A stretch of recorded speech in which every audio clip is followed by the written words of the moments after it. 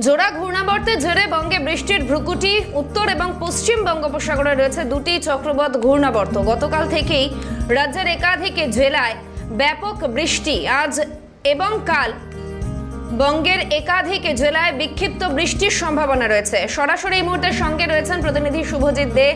শুভজিৎ, সুপ্রভাত জানাই শুরুতেই, এবং তারপর জানতে চাইবো আবহাওয়া দপ্তরের তরফ থেকে ঠিক কি কি আপডেট রয়েছে এই মুহূর্তে বঙ্গবাসীর জন্য।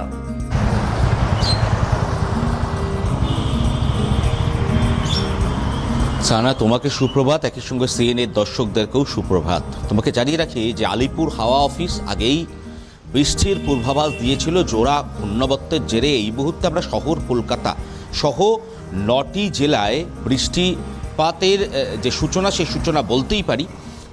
যে পরিমাণে গরম পড়েছিল বা যে তাপপ্রবাহ ইতিমধ্যে শহর কলকাতা সহ বাকি জেলাগুলিতে চলছিল, সেখান থেকে কিছুটা হলেও স্বস্তি এই মুহূর্তে শহরবাসী পাবে। গতকাল থেকে বৃষ্টিপাতের সূচনা হয়েছে। আমরা জানি জোড়া ঘূর্ণাবর্তের জেরে এই মুহূর্তে শহর কলকাতা, 2 24 পরগনা, 2 বর্ধমান, নদিয়া, বীরভূম, বাঁকুড়া এই জেলাগুলিতে কিন্তু এই মুহূর্তে বৃষ্টিপাত শুরু হয়েছে।